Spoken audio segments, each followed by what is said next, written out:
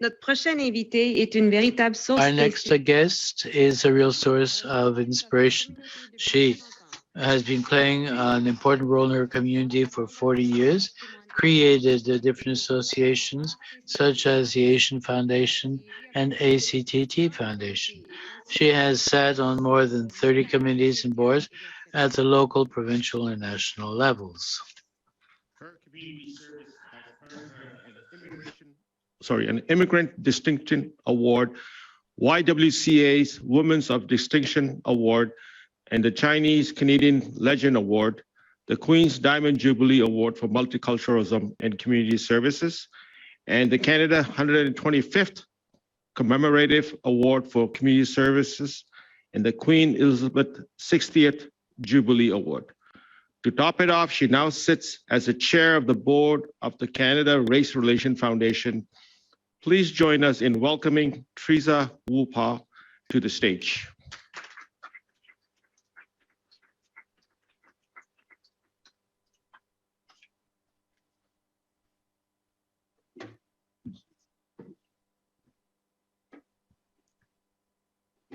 Thank you very much for the very kind introduction, and good evening, everyone. While I was listening to the many speakers, I was also thinking in my head, I'm so glad that I did not study the program carefully, that I have to follow such an impressive list of speakers.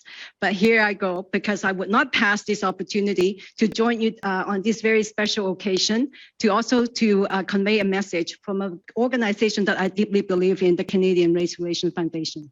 So good evening, respected friends and colleagues. Bonsoir, chers amis et collègues. Good evening, friends and colleagues.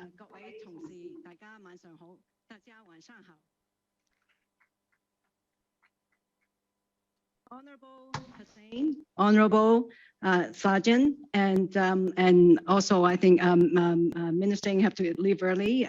Great to see all of you here. It's wonderful for me to be joining you tonight on the unceded Algonquin and Anishinaabe territory. Reconciliation is very important to me as an Asian Canadian woman who knows how important it is to live and raise a family in a country which respects one's traditions, one's histories, and also one's human rights. As board chair of the Canadian Race Relations Foundation, and as a member of this society, I'm deeply committed to supporting every effort towards truth and reconciliation in collaboration with First Nations, Métis, and Inuit communities. I'm deeply humbled to be participating in the 20th anniversary of Asian Heritage Month. I've been involved in organizing Asian Heritage Month since 2000.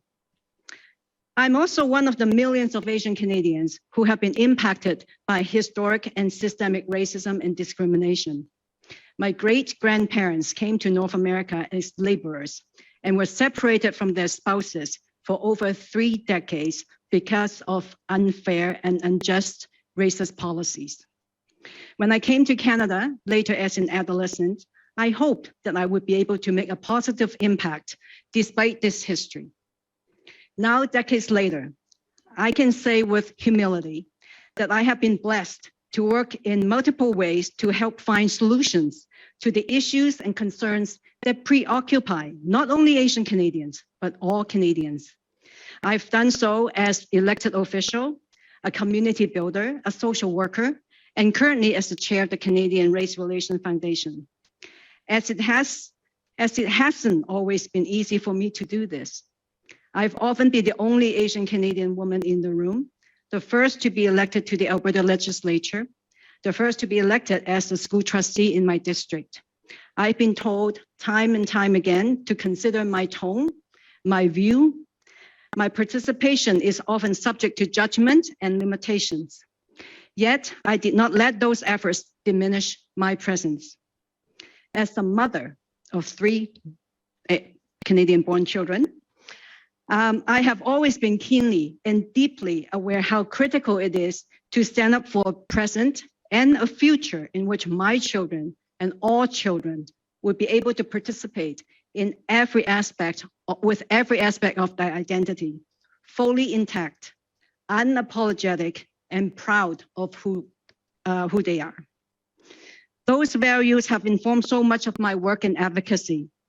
While the theme of tonight's event is continuing a legacy of greatness, I want to emphasize how difficult it continues to be for our communities to participate fully in the greatness and potential of this great country.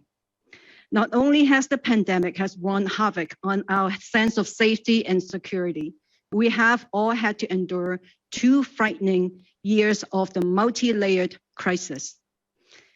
But specifically on Asian Canadian communities who have had to wear a heavy burden of blame, suspicion, and hate. These have surrounded us as a result of stereotypes, misinformation, and ignorance. It is a sad reality that too many of us are fearful for our safety while we are just walking in our neighborhoods. And many of us worry about discrimination at our workplaces or seeking or while providing public services. These fears can curtail our capacity to fulfill the greatness that all of us have within. Many Asian Canadians have been taught, like me, to be humble, not to brag about our achievements. This means too often our communities are reluctant to fully articulate how the current toxic climate is attempting to stifle our immense presence and power. While there's no doubt that our valuable of our valuable place in the Canadian beautiful mosaic, there are those who attempt to shake our resolve to fully belong. At the foundation, we are committed to supporting that resolve. For those who are not familiar with the Canadian Race Relations Foundation, it was created by the Government of Canada as a Crown Corporation in 1996, as part of the Japanese-Canadian Redress Agreement to reaffirm the principles of justice and equality for all in Canada. We are undertaking many initiatives to that end, including, as Canada's leading Crown agency, dedicated to working towards the elimination of racism and all forms of racial discrimination. The CRF is determined to help build a more inclusive and equitable Canadian society. So we're undertaking many initiatives to that end, including co-chairing a national task force on hate with the National Roundtable of the Chiefs of Police that aims to establish national standards for how police address hate in our communities. Working with partners like the YWCA on a campaign to champion the rights of racialized peoples, including women, to feel safe online. And as directed in the 2021 federal budget, the CRF is currently establishing a national coalition to support Asian Canadian communities. And this is set to launch this fall. Asian Canadian racism cannot and must not stop our communities from participating fully. I can assure you that is not going to stop me. I encourage all of you to join the CRF in that effort, to connect with us via social media or through our events.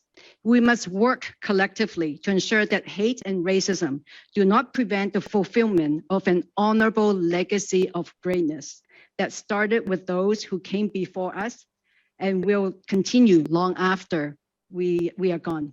So thank you very much. Merci.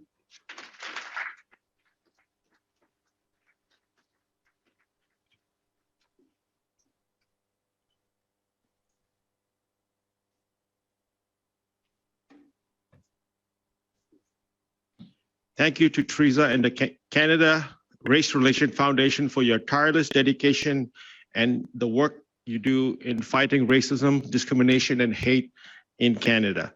It is an honor to have you here with us this evening.